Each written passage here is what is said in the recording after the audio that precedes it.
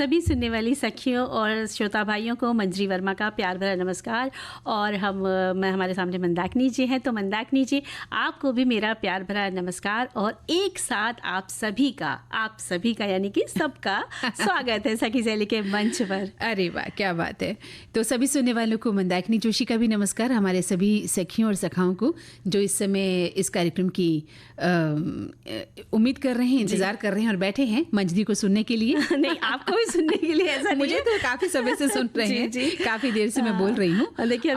लेकिन सखी सहेली शुरू होते ही जब पता चलता है कि मंजरी आ गई हैं तो फिर मंजरी का इंतजार होता है। बिल्कुल होना भी चाहिए। और देखिए अभी आपने कितनी प्यारी सी इस गाने में जो सुनवाया था हमें से पहले, उसमें एक रसगुल्ला शब्द आया था, है ना। तो मिठास तो आपने पहले ही घोल दी, अरे है ना। तो फिर जब हम लोग बातें करेंगे विषयों पर, मिठास की बात होगी और हमारे जो सखिया और सखा भाई लोग हैं उन्होंने खूब सारे संदेश भेज दिए हैं, तो मिठास दोगुनी हो जाएगी, दोगुनी हो ही जाने वाली है। बिल्कुल सही कहा आपने। असल में हम अपने जितने भी सुनने वाले लोग हैं हम उनसे उम्मीद करते हैं कि वो ज़्यादा से ज़्यादा हमें लिखें और उनके इस लिखने से ही हमारे कार्यक्रमों में एक मिठास पैदा होती है। बिल्कुल सही बात कही है। और इसी मिठास से तो देखिए खुशियाँ भी हम लोगों को मिलती, यानी जो हमारा आज का विषय है वो भी है खुशियाँ अपनी अपनी। तो किसी को किसी से खुशी मिल सकती है और जैसे हम लोग को आप लोगों के संदेश जब मिल जाते हैं तो उससे खुश हो जाते हैं। बिल्कुल, है ना। बिल्कुल। तो यानी व्यक्तिगत तौर पर अगर देखा जाए तो अपने अपने विषय हैं खुश होने के, है ना। बिल्कुल। और मुझे लगता है कि एक वो कहावत है ना, जियो और जीने दो, ये जो लोकोक्ति है, ये जो कथन है, इसको हमेशा हर एक को पालन करना चाहिए कि खुद भी जिए, औरों को भी जीने दें, खुद भी हंसें, औरों को भी हंसने दें। जी बिल्कुल सही कहा आपने। और इसी के साथ हम बात करेंगे मंदाकिनी जी, पुराने वस्त्रों का नया इस्तेमाल कैसे करें। अच्छा। तो ये सबने देखिए अपने घरों में, अपने दादी नानी सभी के घरों में ये चीज़ें देखते पीढ़ी दर पीढ़ी कहना चाहिए ये चीज़ चली आ रही है और सबने इस्तेमाल किया भी है। और आज के समय में तो बड़े ही स्तर पर इन चीज़ों का प्रयोग किया जा रहा है और बहुत अच्छा भी मान रहे हैं उस तरह से। तो इसके बारे में हम विस्तार से जो चर्चा करेंगे वो बाद में करेंगे, सारे रहस्य पहले नहीं खोलेंगे। जी जी बिल्कुल। और आज कहाँ घुमाने ले जाने वाली हो? आज हम लोग चलेंगे माशोबरा हिल स्टेशन जो हिमाचल प्रदेश में है। अच्छा। तो हरी भरी वादियों में घूमे फिरेंगे, मस्ती करेंगे। बिल्कुल। और बस मीठी मीठी बातें करेंगे और चुगलखोरी भी करेंगे। चुगलखोरी तो बिल्कुल करनी ही पड़ेगी भाई, चुगलखोरी। मुझे कुछ कहना में आज का सेगमेंट रखा गया है चुगलखोरी की आदत।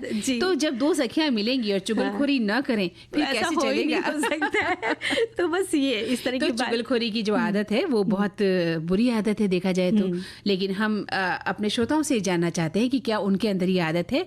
ये सेगमेंट हमारे श्रोताओं को समर्पित है। वो अपनी सखियां और सखा लिखेंगे अपने जीवन की। हाँ जी, ये भी है। और साथ में ये भी बताएं कि आपने किसकी चुगलखोरी पकड़ी। हाँ, मतलब उनमें क्या खुद में आदत है चुगलखोरी की, या उनके जीवन में ऐसा कोई घटनाक्रम हुआ हो जहाँ उन्हें पता चला हो कि मेरी चुगलियां की जाती है या फला व्यक्ति चुगलखोरी की आदत रखता है। और आपको पता चल गया हो कि आपकी कोई सखी आपकी चुगलखोरी करती है, सामने आपकी मीठा बोलती है, लेकिन कैसे पकड़ा। हाँ, तो ये आपने कैसे पकड़ा, इसका जिक्र आप अपने विचारों में हमें हम एक चुगली कर देते हैं अपनी सखियों से कि मंदाकिनी जी कह रही थी कि मंजरी आज हम लोग विषय बताने के बाद गाना सुनाएंगे। तो सुना ही दीजिए। तो आपने चुगली मेरे सामने ही कर दी है। तो ये मतलब वो वाली है, आमने सामने वाली।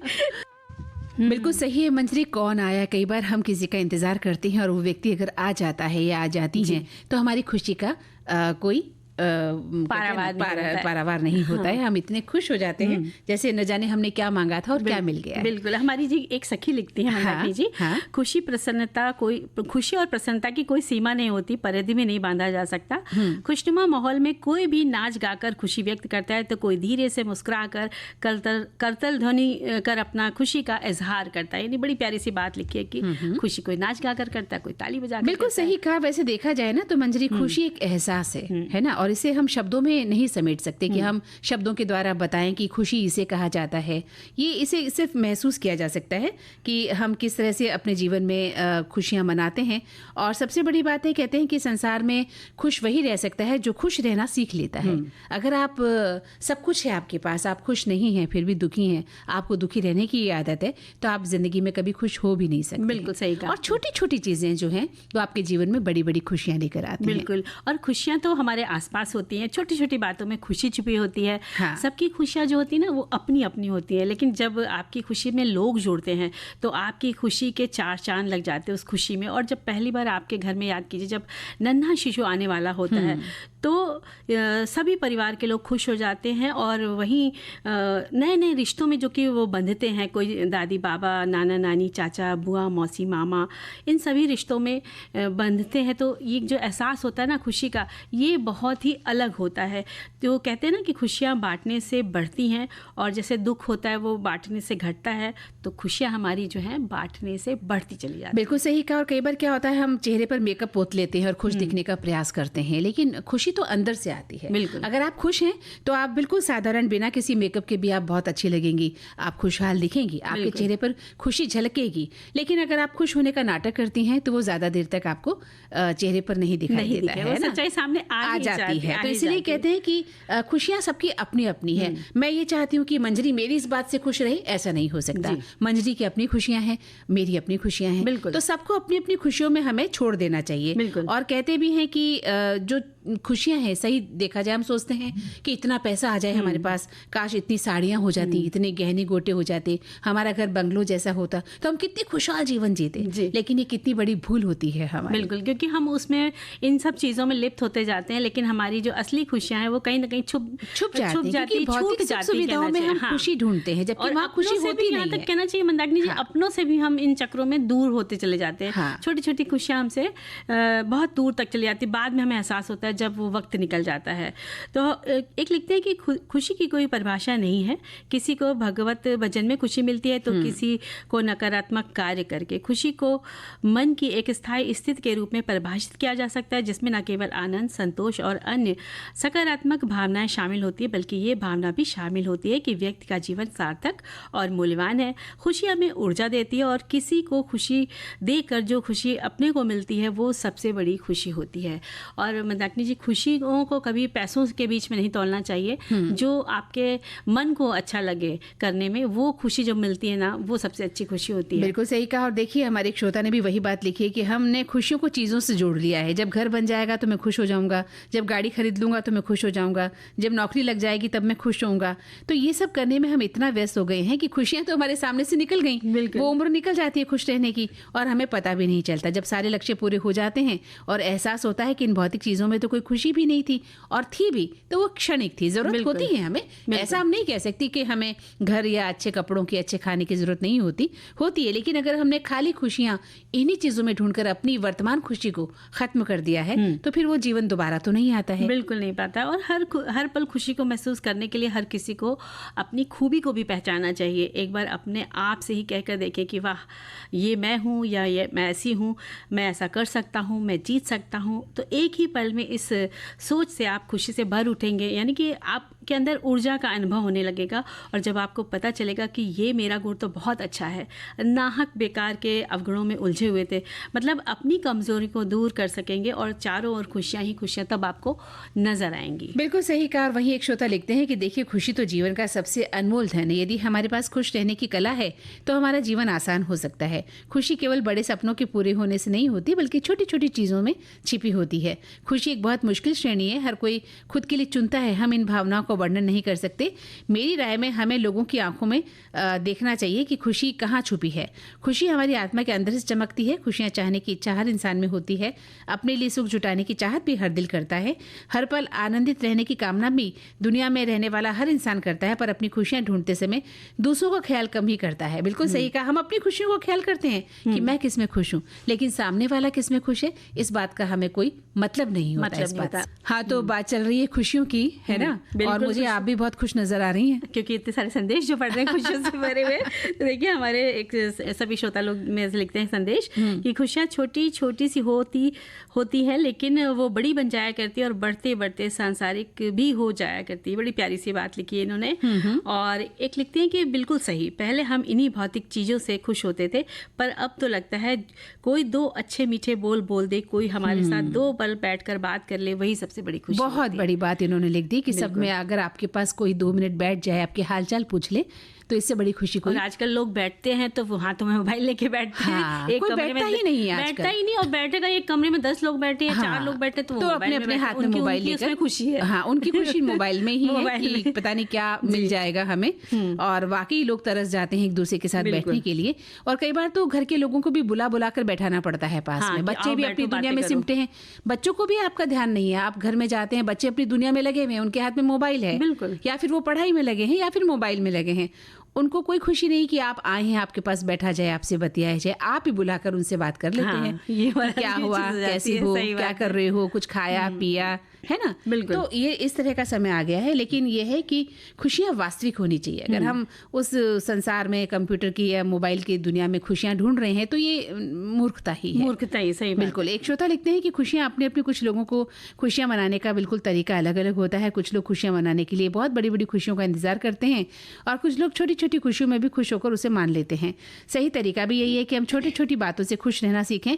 कब जाने हमारे जीवन में बड़ी खुशी आएगी भी कि नहीं, लेकिन जब जो छोटी खुशी आई है उसे ज़रूर मना लेना चाहिए और बड़ी खुशियों का इंतज़ार नहीं करना चाहिए।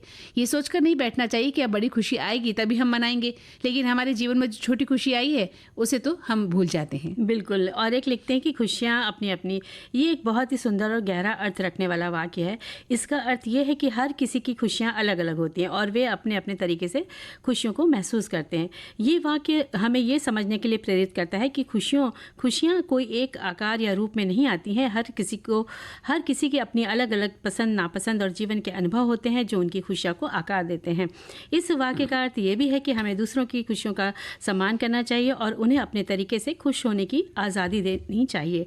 हमें ये नहीं सोचना चाहिए कि हमारी खुशियाँ ही सबसे अच्छी हैं और दूसरों को भी हमारी तरह खुश होना चाहिए। इस प्रकार खुशियाँ अपनी अपनी, ये वाक्य हमें खुशियों के बारे में एक नई दृष्टिकोण प्रदान करता है और हमें दूसरों की खुशियों का सम्मान करने के लिए प्रेरित करता है। सबसे बड़ी बात यह है मंजरी कि हमें अपनी खुशियां या अपने विचार किसी दूसरे पर थोपने नहीं चाहिए, है ना। जैसे ही हम थोपते हैं तो फिर वहाँ खुशियाँ गायब हो जाती हैं। एक श्रोता लिखते हैं कि खुशी सिर्फ एहसास नहीं बल्कि जीवन जीने की कला है। वो किसी चीज़ पर निर्भर नहीं करती बल्कि हमारे नज़रिए से जुड़ी होती है। दुनिया में हर व्यक्ति खुशी की तलाश में ही तो है, लेकिन अक्सर हम इसे बाहरी चीज़ों में जैसे सफलता में, प्रसिद्धि में, भौतिक सुख सुविधाओं में ढूंढते हैं। लेकिन सच्ची खुशी वहीं होती है जहाँ मन की शांति, संतोष और आत्मिक सुख हमें मिलता है। बिल्कुल। और एक लिखते हैं कि खुशियाँ अपनी अपनी, कुछ लोगों की खुशियाँ मनाने का तरीका बहुत अलग होता है। कुछ लोग खुशियाँ मनाने के लिए बहुत बड़ी बड़ी खुशियों का इंतजार करते हैं, कुछ लोग छोटी छोटी खुशियों में भी खुश होकर उसे मनाते हैं। और सही तरीका ये भी है कि हमें छोटी छोटी खुशियों को मनाना चाहिए। कब जाने कि हमारे जीवन की बड़ी खुशी मिल जाए, लेकिन जब जो छोटी खुशी आई है उसको ज़रूर मनाना चाहिए और बड़ी खुशियों का इंतज़ार नहीं करना चाहिए।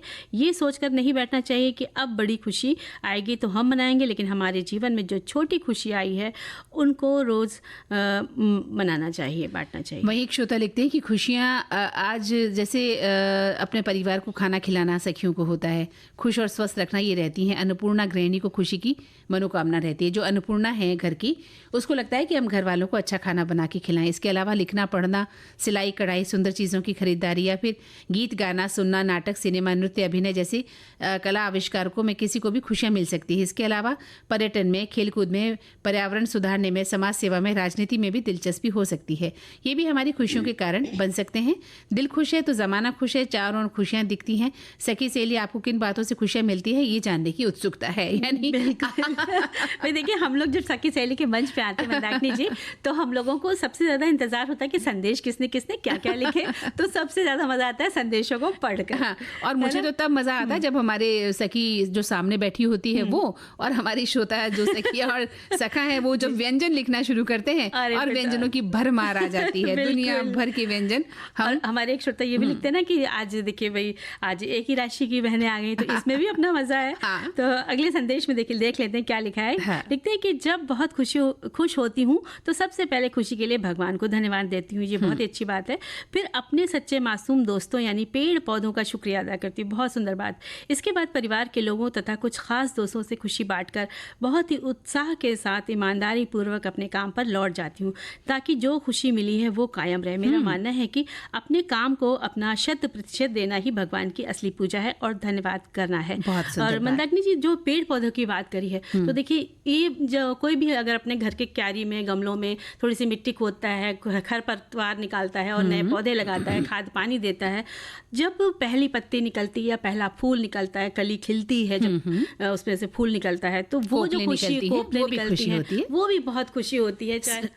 तो खुशियाँ जो है कहीं भी आप छोटी सी खुशी आपको अपने घर के किसी कोने को सजा के भी मिल जाएगी। बिल्कुल बिल्कुल, खुशियाँ वही ना कि अपना अपना नजरिया है। कई बार ऐसा होता है हम रात को उठ के जब सुबह बाहर आते हैं घर के लॉन में तो देखते हैं प्यारा सा फूल एक ही आया हुआ है, बहुत है ना, अच्छा वो लगता है। एक बच्चे की तरह लगता है कि जैसे बच्चा किलकारी मार रहा हो। हाँ। इस तरह से वो नन्हा सा फूल हमें खुशी दे देता है। जी। और कई बार सुबह सुबह पक्षी जब कल आपके घर के सामने चहचहाते हैं तो कितना प्यार आता है उन पे। बिल्कुल। मैंने एक समय में तोता पाला था, मंजरी, तोता और मैना। वो जब जैसे ही हम सुबह उठते वो अपनी जुबान खोलते थे अरे वाह। और अपनी बात कहते हमसे, हम उनसे बातें करने लगते थे। हाँ। तो वो खुशी इतनी सुंदर होती थी कि उठते ही सबसे पहले तोते के पास जाकर या मैना के पास जाकर बात करना होता था। बिल्कुल। तो ये अपनी अपनी खुशियां हैं कि हम किस में खुश ज्यादा होते हैं, है और ना? अपनी खुशी की एक छोटी पौधों से जुड़ी बात है कि मैंने एक करी पत्ते का पेड़ लगाया।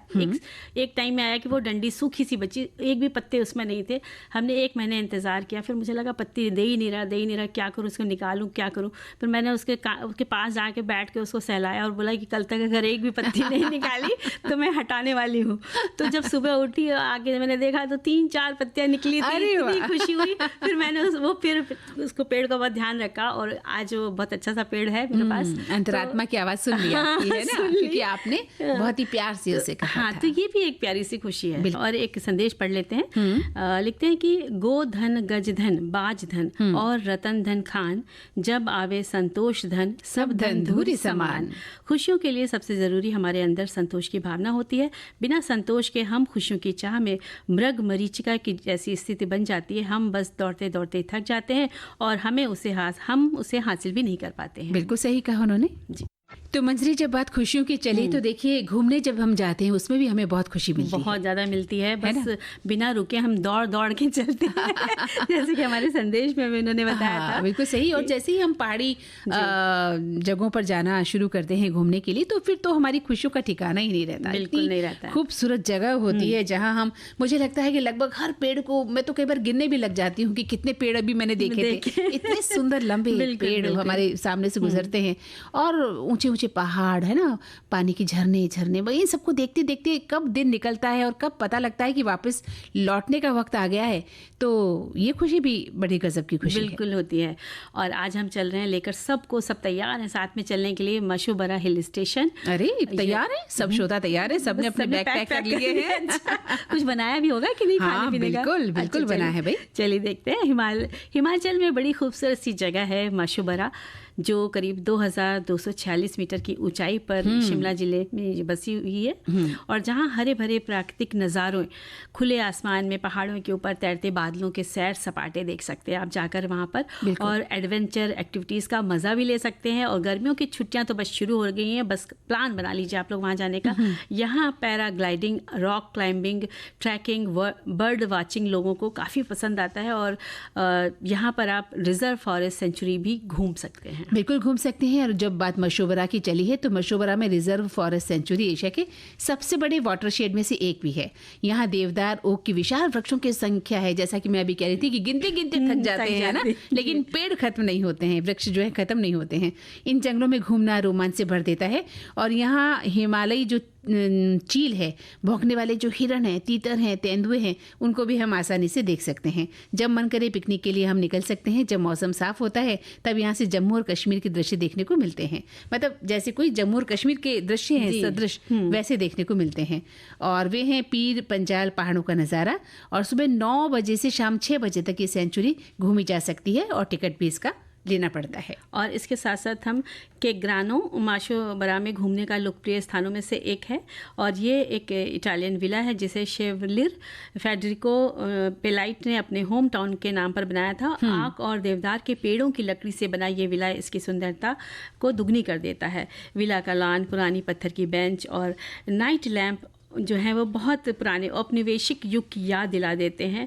और जो पेलाइट थे वो एक इटालियाई फोटोग्राफर थे जिन्होंने उस जगह को किया था। बिल्कुल। और इसके साथ यहाँ फूलों की कई प्रजातियाँ भी देखी जा सकती, जैसे डैफोडिल्स और जलकुंभी से लेकर एस्फोडेल्स और सेलेंडाइन के फूल भी यहाँ देखे जा सकते हैं। और यहाँ कई एडवेंचर करने को आपको मिलेंगे, जैसे रैपलिंग, रॉक क्लाइंबिंग, फिशिंग आप खुद कर सकते हैं। सर्दियों में ये जो जगह है ये बर्फ़ की मोटी चादरों से ढक जाती है, तो ऐसे सीज़न में आपको यहाँ पर जाना होगा कि आप आराम से घूम सके। तो ये जो समय है अभी जो शुरू हो रहा है, इस समय यहाँ जाने के लिए सबसे अच्छा समय है, क्योंकि सर्दियों में अगर हम जाते हैं तो वहाँ बर्फ़ की मोटी जो है चादर जी हो जाती है, ताकि तो फिर हम घूमने में थोड़ा दिक्कत होती है। और यहाँ पर बहुत सारे बाज़ार भी हैं, जैसे लक्का बाज़ार के आप जिक्र कर रही थी। यहाँ लकड़ी का सामान मिलता है, खिलौने मिलते हैं, सजावटी सामान है, फर्नीचर हैं, सूखे मेवे मिलते हैं, जड़ी बूटियाँ मिलती हैं। इसके अलावा महासू देवता का एक मंदिर है जो शिव जी को समर्पित है, और यशोबरा में, मशोबरा के गाँव के अंदर ही है। और 2 दिनों के महासू यात्रा उत्सव में बहुत लोग आते भी हैं, और हर साल मई के तीसरे सप्ताह में ये लगता है। और ये त्यौहार भगवान शिव जी की मूर्ति को एक स्थान से बदलने के लिए, या यूं कहें कि इसको बदलने के रूप में मनाया जाता है। नाच गाना होता है, प्रतियोगिताएं होती हैं। यहाँ की लोग खूब आते हैं क्योंकि बहुत प्रसिद्ध जगह है। मंदिर सुबह 7 बजे से शाम 7 बजे तक खुलता भी है। और यहाँ पर नत्री ट्राइबल डांस होता है और धनुष बाण की प्रतियोगिता भी होती है। और यहाँ पर देखने के लिए जगह है द प्रेसिडेंशियल रिट्रीट। मशोबरा की रिट्रीट बिल्डिंग भारत के राष्ट्रपति का आधिकारिक रिट्रीट निवास है। इसकी शानदार इमारत को देख सकते हैं। 10,000 वर्ग फुट से अधिक में फैली इस जगह को पूरी तरह से लकड़ी से बनाया गया है। इस इमारत को बनाने में धज्जी तकनीकी का इस्तेमाल किया गया है। धज्जी तकनीकी मंदाकिनी जी वो होती जो लकड़ी और पत्थर के खंभों से बनाई जाती है, जिसमें भूकंप वगैरह में वो सहायक होती, भूकंप नहीं आता है, रोकने में मदद करता है। और ततापानी झील भी है यहाँ पर। वहाँ पर कई सारे रोमांचक खेल खेले जाते हैं। और रिवर राफ्टिंग के अलावा ततापानी गर्म पानी के कुंड के लिए भी जाना जाता है। और ऐसा कहते हैं कि यहाँ डुबकी लगाने से कई रोग ठीक हो जाते हैं। कुंड में सल्फर की मात्रा होने से व्यक्ति को नहाकर ताजगी का भी एहसास होता है। और यहाँ पर चाडविक वाटरफॉल है, जिसे घने जंगलों के बीच ये बहता झरना है। और 86 मीटर की ऊंचाई से जल का गिरना, साफ पानी यहाँ का होता है, ठंडक का एक अजीब सा एहसास देता है। और बारिश के मौसम में इसकी खूबसूरती बहुत बढ़ जाती है। यहाँ मशोबरा हिल स्टेशन आप शिमला से आ सकते हैं। शिमला एयरपोर्ट है, चंडीगढ़ एयरपोर्ट भी है, वहाँ से आ सकते हैं। चंडीगढ़ से बस कैब से भी आप घूमने के लिए निकल सकते हैं। हाँ, अगर आप ट्रेन से जाना चाहते हैं तो फिर शिमला रेलवे स्टेशन तक आपको आना होगा, और बाकी रोड से आप सफ़र कर सकते हैं। खुद वाया रोड से अपनी कार से भी आप आ सकते हैं। अमृतसर से जाकर भी आप अपनी यात्रा शुरू कर सकते हैं। और गर्मियों में यहाँ घूमने का बहुत ज़्यादा मज़ा है। यहाँ के खानों का स्वाद भी चखें और हमें बताएं कि क्या क्या खाया आपने। और मंदाकिनी जी, जो यहाँ पर रिवर राफ्टिंग करनी या जो भी आपको एडवेंचर करने हैं, तो उसके लिए जो प्रमाणित ट्रेंड शिक्षक होते हैं उनके ही द्वारा अगर आप करें तो ज़्यादा सही है, क्योंकि सस्ते में कम पैसे में आप किसी से करके ये चीज़ें सुविधाएं उठा रहे हैं तो उससे आपको खतरा भी हो सकता है। तो पहले ये सब करने से पहले आप पता कर लें कि आपकी सेफ्टी उनके लिए कितना वो तैयार है आपको सेफ्टी से घुमाने के लिए। कोई भी मनोरंजन का साधन आप अपनाते हैं तो वहाँ पहले जो वहाँ के गाइड हैं उनसे आप बातचीत कर रहे हैं, और उसके बाद जो आपको सही लगे वहीं आपको अपना हाथ आजमाना है। लेकिन यात्रा का आनंद पूरा लेना। और एक बात तो रहेगी कि जो यहाँ जाएगा वो वहाँ के व्यंजन खाएगा और हमें बताएगा। हाँ, ये तो बोल दिया हमने, ये तो हमने पहले ही कह दिया व्यंजन की बात, और हम ना कहें ऐसा हो नहीं सकता कि आप जो भी कुछ वहाँ खा के आए हैं, या अभी भी हमारे कुछ श्रोता ऐसे होंगे जो इस जगह की यात्रा करके आ गए होंगे, कभी ना कभी उन्होंने की होगी, तो वो बताएं हमें कि वहाँ कौन कौन से व्यंजन उन्होंने खाए। हाँ, तो मंजरी, कई बार हम बहुत सारी चीज़ों का जब है कहते हैं ना रिसाइकलिंग करके उपयोग में लाते हैं, तो बहुत सारी चीज़ें हमारी जो बेकार समझते हैं उसका फिर से इस्तेमाल हो जाता है। जैसे आप मेरा ये बैग देख रही है ना, ये मैंने अपने यूं कहिए कि शर्ट से बनाया है, जो डेनिम की शर्ट होती है ना, उससे तो बहुत अच्छा बन जाता है। तो पुरानी शर्ट से आप ने बैग बना ले, इसी तरह आप जैकेट बना सकती हैं। और छोटे छोटे पर्स, मोबाइल रखने के पर्स बना सकती हैं, और कुशन कवर भी बना सकते हैं डेनिम के, उससे बात चली। पुराने कुर्ते जो होते हैं, छोटे बच्चों के कपड़े दोबारा बनाए जा सकते हैं। और चादर बिछोने के ऊपर भी पैच वर्क भी आप कर सकती हैं। कई बार आपका चादर फट गया है, जल गया है, तो कोई पुराना ऐसा डिजाइनर आपके पास कपड़ा हो, उससे भी आप पैच वर्क करके सुंदर सा उसको बना सकती हैं। और जो चादर होता है उससे आप तकिया का जो एक पहला कवर होता है वो भी आप बना सकते हैं, और साथ में आप गद्दी वगैरह बना सकते हैं, झोले बना सकते हैं। इसी तरह जो नाइटी होती है उसका कपड़ा बचता है, उससे भी आप छोटे बच्चों की स्कर्ट भी बना सकते हैं, सलवार सूट भी बना सकते हैं, और पैजामे भी बना सकते हैं तरह तरह के। तो पुराने कपड़ों का बहुत इस्तेमाल होता है। और अगर फ्रॉक पहनते हैं जब बच्चे, तो बड़ी फ्रॉक है तो आप उससे छोटे बच्चों का स्कर्ट बना सकते हैं, छोटी फ्रॉक भी बना सकते हैं। जैसे आजकल साड़ियाँ, पुरानी साड़ियों से आप तरह तरह के सलवार सूट बना सकते हैं, पर्दे बना सकते हैं, अपने घर में बनाते हैं। और कॉटन की जो सूती साड़ियाँ होती थी उसको रजाई के खोल का कवर बना सकते हैं। बिल्कुल सही कहा आपने। और साथ में दोहर भी बनाई जाती थी। अच्छा, हाँ, ओढ़ने के लिए गर्मियों के लिए 2 सूती चादर मिलाकर बनाई जाती थी। तो वो भी पुराने वस्त्रों का एक अच्छा इस्तेमाल है। और आजकल तो साड़ियों के इतने अच्छे गाउन वगैरह चल गए हैं, सलवार कुर्ते चल गए हैं, लहंगा लांचा सब बन जाता है। तो बस आपकी इससे क्रिएटिविटी पता चलती है। चूंकि हमारे घरों में पुरानी साड़ियाँ बहुत होती हैं। अपने ज़माने में जब पुरानी हमारी माताओं की बात करें या हमारी दादी वगैरह की बात करें, उनके पास अथाह साड़ियाँ हुआ करती थी और बहुत ही भारी भारी साड़ियाँ। अब उनका नुकसान तो हम नहीं कर सकते ना, तो लोगों ने आज के युग में क्या करा, उसका लहंगा बना लिया, लाचा बना लिया, उसके ना डिवाइडर बना के पहन लिया। और मंदाकिनी जो हमारे जो सूट होते हैं कढ़े हुए होते हैं, आगे से पैनल पूरा लंबा कढ़ाई या आपका योक है, तो आप वहां से उसको काट लीजिए और उससे आप दूसरे कपड़े पे लगा के पैच कर सकते हैं। पैच भी कर सकते हैं और साथ में पर्स भी बना सकते हैं। कुछ भी मतलब कुशन कवर में आप साइड से लगा दो, झोले में लगा दो। कहने का मतलब ये है कि हमारे पास जितने भी पुराने वस्त्र हैं उनका नए रूप में इस्तेमाल किया जा सकता है। आप ये ना समझे कि हमारी जो वार्डरोब भरी हुई है, ठूस रखे हैं हमने कपड़े, क्या काम आएंगे, और हम दिन भर नाराज ही होते रहते हैं। घर के पुरुष अक्सर नाराज हो जाते हैं, भाई इतने कपड़े भर लिए हैं अपनी अलमारी में, क्या करोगी? उनको नहीं पता कि हम लोग मल्टीपर्पज इस्तेमाल करते हैं। उनको शिकायत का मौका न मिले, ऐसा हमें उपाय करना है। तो हमारे एक श्रोता लिख रहे हैं कि वस्त्रों पर पैचवर्क प्रोजेक्ट पुराने कपड़ों के बचे हुए टुकड़ों का इस्तेमाल करने का एक शानदार तरीका है। चाहे आप पैचवर्क कंबल, तकिया, फिर कपड़े बना रहे हो, ये तरीका आपको रचनात्मक बनने और कुछ पूरी तरह से अनोखा बनाने का भी मौका देता है। और एक लिखते हैं कि अगर आप अपने घर को सजाना चाहते हैं तो पुराने कपड़े आपके बड़ी काम की चीज़ है। अगर किसी कपड़े पर कुछ अच्छे कोट्स लिखे हैं या कुछ डिज़ाइन है तो उसे फोटो फ्रेम के आकार का काटिए और उसे फ्रेम में लगाकर दीवार पर चिपका दीजिए। देखने में भी अच्छा लगेगा, किसी आर्ट गैलरी से खरीदा फ्रेम जैसा लगेगा। और वहीं एक श्रोता लिखते हैं कि पुराने वस्त्रों का तो नया इस्तेमाल हो सकता है, एक अच्छी बात है। बहुत से लोग ऐसा करते भी हैं क्योंकि हमारे शरीर भी हमारे वस्त्र ही हैं। जिस तरह हम इसके देखभाल करते हैं, ठीक उसी तरह ये जो वस्त्र हैं इनकी भी हमें देखभाल करनी चाहिए। जब तक वे पूरी तरह से फट नहीं जाएं, और फट भी जाते हैं तो ऐसे पुराने वस्त्रों का तकिया बनाकर प्रयोग किया जा सकता है। रेडीमेड के चलते ये सब बातें अब आज के परिवेश में थोड़ा बेमानी लगने लगी है, किंतु इसे अपनाने में स्वयं के धन का भी संचय होना आवश्यक हो जाता है। बिल्कुल। और एक लिखते हैं कि अगर आपके पास पुराना साड़ी या दुपट्टा है तो आप उसके पायदान बना सकते हैं। इसके लिए आप अपनी चुन्नी को एक एक कातर में काट लें और सुई धागे की मदद से टाँक लें। कोशिश करें कि कलरफुल दुपट्टा ही पायदान में इस्तेमाल हो। और इस तरह से साड़ियों के पतली पतली लंबी लंबी वो काट करके पट्टियाँ काट करके आप क्रोशिया से भी आप उसको बना सकते हैं, बिन करके भी बना सकते हैं। तो हमने तो खुद ही बना के देखा है। सब लोग एक समय तक सब लोग बनाते थे तो घर में तो बड़ा शौक था, तो आपने भी बनाया होगा। तो आप फिर अगली बार जब आती हैं तो आप वो मुझे गिफ्ट कर देना, मैं फोटो खींच के भेज दूंगी। फिलहाल तो क्योंकि वो पुराना हो चुका है, आप मुझे गिफ्ट करेंगे तभी बनाना पड़ेगा।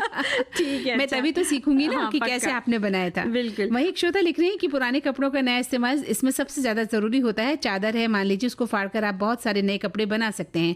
चादर को फाड़कर आप अपने घर की दैनिक सफाई के लिए कपड़े बना सकते हैं। इसे फाड़कर आप बहुत सारे छात्रों के इस्तेमाल के लिए कपड़े बना सकते हैं। जैसे मान लीजिए कोई चादर आपके पलंग से छोटी हो गई है तो आप इसके पास इस कलर का चादर का कपड़ा लाइए और इसमें लगाकर कपड़े को बड़ा कर सकते हैं। इसलिए मैं कह रही हूँ क्योंकि मैंने ऐसा किया है। अगर मैं कपड़ों की बात करूँ तो आप पुराने कपड़ों के टुकड़ों से कुशन बना सकते हैं जो कि आपका बहुत काम आ जाते हैं और बहुत कुछ आप बना सकती हैं। और मंदाकिनी जी, मेरी सखी लिखती हैं कि आजकल लड़कियों के को बालों में रबर बैंड की जगह स्क्रंची लगाना पसंद है। इस स्क्रंची को कपड़े को काट कर 2 मिनट में बनाकर तैयार कर सकते हैं। उसको काट के पतली सी उसमें इलास्टिक डाल दी जाती है। मैंने भी बनाई तो मुझे बहुत अच्छी लगी। और जो हमारी जो वैसे सिंथेटिक साड़ियाँ होती ना, तो उसका जो पल्लू होता है उसको आप काट लीजिए, उसको तिकोना मोड़ के सिल लीजिए, तो आपका बढ़िया स्कार्फ बन जाता है। तो आपने जो लगा रखा है बालों में वही लगा रखा है? मैंने तो वही फूल लगा रखा है। लेकिन हम उस स्कार्फ की बात कर रहे हैं मंदाकिनी जी, जो हम जाड़ों में लगाते पहनते ना स्कार्फ, तो आप उस साड़ी के पल्लू से भी बना सकते हैं। बहुत अच्छा लगता है। बिल्कुल, साड़ी का पल्लू चूंकि बहुत ही कलरफुल होता है और प्रिंटेड होता है, तो उसका जो है स्कार्फ बहुत ही सुंदर लगता है। और एक समय में स्कार्फ का बहुत ज्यादा फैशन हुआ करता था। और स्कार्फ आप वो भी करिए और साथ में आप गले में टाई जैसा भी बांध लीजिए, भी कर सकते हैं। फैशन है। मतलब आपने फैशन किया है इस टाइप का? बिल्कुल किया है, बिल्कुल सही फरमा रही, और आज भी करते हैं। अच्छा जी। अब एक श्रोता लिखते हैं कि गर्मी के मौसम में पुराने सूती कपड़े से पर्दे से ढकने का कपड़ा, तकिए के हल्के कवर बनाए जा सकते हैं। इससे राहत मिलती है गर्मी में और बिजली का बचाव भी होता है। पुराने सफेद या पुराने कपड़ों से रुमाल, झूला, तकिए के कवर बनाए जा सकते हैं। आप इन पर कढ़ाई करके इन्हें सुंदर बना सकती हैं। ये सामान घर के सजावट में काम आते हैं और चाहें तो इसे स्थानीय बाजार में बेचकर आमदनी भी की जा सकती है। हल्के हल्के रंग के कपड़ों को धोकर खिड़की दरवाजों पर टांग दिए जा सकते हैं, जिससे धूप कम आए। कमरा ठंडा बना रहे। पुराने सूती कपड़ों से बच्चों के लिए घरेलू खिलौने बनाए जा सकते हैं। सॉफ्ट टॉयज, छोटी गुड़िया, तकिए के आकार के खिलौने बच्चों को दिए जा सकते हैं और ये खिलौने सुरक्षित भी होते हैं, किसी तरह का केमिकल या प्लास्टिक भी नहीं होता और बच्चों की सेहत पर असर भी नहीं पड़ता। और हमारी एक लिखते हैं कि पुरानी जीन्स या मजबूत कपड़े से सब्जी या राशन लाने के लिए थैला बनाया जा सकता है, जैसे मैंने बैग बनाया है। बिल्कुल। और प्लास्टिक की थैले की जगह कपड़े का थैला पर्यावरण के लिए भी फायदेमंद है और काफ़ी समय तक इस्तेमाल किया जा सकता है। थोड़ा सिलाई कढ़ाई करने पर इसे आकर्षक रूप से दिया जा सकता है। आप इसके ऊपर पेंटिंग भी कर सकते हैं। और पुराने टी शर्ट या साड़ी के कपड़े से घर के लिए मजबूत डोरमेट बनाया जा सकता है। इसके लिए कपड़ों को लंबाई में काटकर चोटी की तरह गूंथ लें और फिर गोल या चौकोर आकार से सिल दें।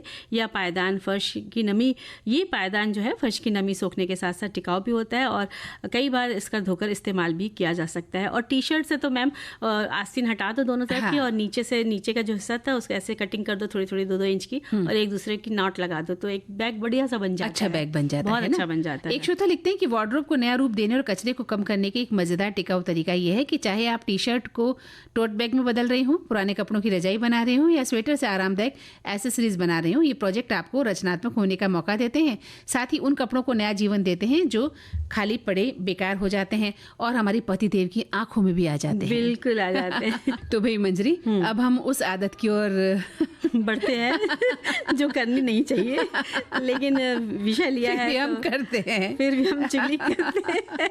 देखिए एक लिखती है चुगलखोरी की आदत। एक लिखते हैं कि चुगलखोरी का एक किस्सा याद आ रहा है। जब मैं अपनी एक सहेली की बात दूसरी को बता दी थी, एक दिन जब दोनों मिली तो बातों बातों में बात खुल गई और फिर दोनों मुझसे बहुत नाराज हो गए। और फिर मैंने उनसे सॉरी बोला और कसम खाई कि अब कभी ऐसा नहीं करूंगी। और बाद से मैंने कभी भी ऐसा नहीं किया, क्योंकि ये आदत आपसे आपकी सबसे अच्छी सखी को या सखा को छीन सकती है या हमारी इमेज को भी दूसरों की नज़र में गिरा सकती है। इसलिए इस आदत से दूर रहने में ही भलाई है। बिल्कुल आपने सही किया और ऐसा ही होना चाहिए। चुगली पहले तो बहुत होती थी, एक श्रोता लिखते हैं, पर अब किसी के पास टाइम नहीं है और न कोई सुनना पसंद करता है। अगर हम में से कोई किसी की चुगली करता है तो हम कहते हैं ये बात आप उनके सामने कहो, अभी वो नहीं है तो आप उनके लिए ऐसा बोल रहे हो, वो तो नहीं सुन रहा है, इससे आपको कुछ मिल रहा है क्या, या आपका कुछ अच्छा हो रहा है तो करो चुगली। पर ऐसा करने से फिर चुगली क्यों कर रहे हो, तो लोग नहीं करते हैं डर के मारे चुगली। मंदाकिनी जी एक कमेंट बहुत मजेदार है, जो क्योंकि आप पैरोडी बहुत बनाती है तो वो कमेंट भी कुछ ऐसा ही है कि स्कूल के दिनों में अगर कोई चुगलखोर होती थी तो हम सभी एक पैरोडी बनाकर गाते थे, मुझे दुनिया वालों चुगलखोर न समझो, मैं चुगलखोर नहीं हूँ, बनाया गया हूँ चुगलखोर। जी, और बिल्कुल सही कहा। और एक लिखती है कि मुझे ना चुगली सुनने की आदत और ना ही चुगली करने की आदत। मेरे स्कूल में एक टीचर, उसकी चुगली करने की बहुत आदत थी। हालांकि कई बार वो पकड़ी भी गई थी, पर जिसकी जो आदत होती है वो आसानी से जाती नहीं। बिल्कुल। जिस टीचर से वो ज्यादातर चुगली करती थी, एक बार उनसे स्कूल में ही भयानक झगड़ा हो गया। यहाँ तक कि बात प्रिंसिपल मैम तक पहुँच गई और मैम ने हम लेडीज टीचर की एक मीटिंग रखी और वहीं उन दोनों को समझाने लगी। पर वहाँ तो सीन ही दूसरा बन गया। अब वो दोनों जो हम लोगों के बारे में चुगली की थी सब सारी चुगली बाहर आ गई और कितना बुरा हश्र होता है उस वक्त। चुगली करने वाले का चेहरा देखने लायक होता है, इसलिए कहते हैं चुगलखोर कभी न बने, है ना जी। तो और ये है लिखने वाले कि कुछ चुगली तो अच्छी होती है जो आप नहीं बोल पाए पर दूसरा जाकर चुगली लगा देगा। किसी के घर में कलह करने के लिए चुगली लगा दी जाती है, जो बहुत बुरी बात है। कुछ चुगलीखोर तो लोग अपने स्वार्थ के लिए बनाते हैं, खासकर अपनी होम हेल्पर को पड़ोसी घर वालों के बारे में जानने के लिए और यहाँ तक बात पहुँचाने के लिए भी लगा देते हैं। मतलब इस तरह का जो घर में काम करने वाले आते हैं ना, उनसे भी हम एक दूसरे की चुगली कर लेते हैं। और चुगलखोरी करना बहुत से लोगों की आदत है। उनका एक मकसद एक ही होता है कि चुगली करके आपस में झगड़ा लगाना। और जब लोग झगड़ते हैं तो ये लोग मज़ा देखते हैं। जब हमें ये मालूम है कि यह व्यक्ति चुगलखोर है तो उससे 4 हाथ दूर रहने में ही समझदारी, यानी 4 कदम चोर से, 14 कदम लतखोर से और 74 कदम चुगलखोर से हमेशा दूरी बनाकर रहना चाहिए। क्योंकि हम लोग बच्चों से कहते हैं, आसपास पूछते हैं मम्मियाँ की, बच्चे बगल वाले घर में खेल रहे होते, जब आते हैं हाँ कौन था बेटा, अंकल क्या कर रहे थे, आंटी क्या कर रही थी। तो ये आदत यहीं से शुरू होती है और वहीं से आपके बच्चे भी सीखते हैं। आप तो पूछ लेते हैं अपनी उत्सुकता मिटाने के लिए, क्योंकि आपके भीतर चुगलखोरी छुपी होती है, लेकिन यही आदत आपके बच्चों को लगती है और यही बात आप में धीरे धीरे कहने का मतलब है आप ना खुद करें ना बच्चों को सिखाएं और इस तरह की बुरी आदतों से हमें अपने आप को बचाना ही चाहिए। और जो है चुगलखोर उसका सामना डट के करना चाहिए और उनको सामने ले आना चाहिए। अगर आपका कोई चुगलखोर आपके सामने आता है तो फिर उनकी बातों में नहीं आना चाहिए। अगर उन्होंने आपके सामने किसी की बुराई कर दी कि वो आपके लिए ऐसा कह रहा था, तो आपको विश्वास नहीं करना चाहिए ना, आपको पता है चुगलखोर है। बिल्कुल। तो भाई मंजरी सावधान हो जाइए, चुगलखोरी की आदत से वो देखो मुझसे रूठकर मेरी जान जा रही है वाला गाना आप ना गुनगुनाने कहीं। नहीं बिल्कुल नहीं गुनगुनाएंगे, बाहर निकलने से डर भी लगेगा। तो यहाँ चुगलखोरी बैठे कर रहे थे तो लेकिन अब हमें भी जाना पड़ेगा, बिल्कुल जाना पड़ेगा। पर के नहीं जाएंगे, अपने श्रोताओं से नाराज होके नहीं जा रहे हैं, खुशी खुशी जाएंगे और क्योंकि वक्त अब इजाजत नहीं दे रहा है कि हम उनसे और बातचीत करें। तो सखी सहेली कार्यक्रम से मंदाकिनी जोशी और मंजरी वर्मा का प्यार भरा नमस्कार।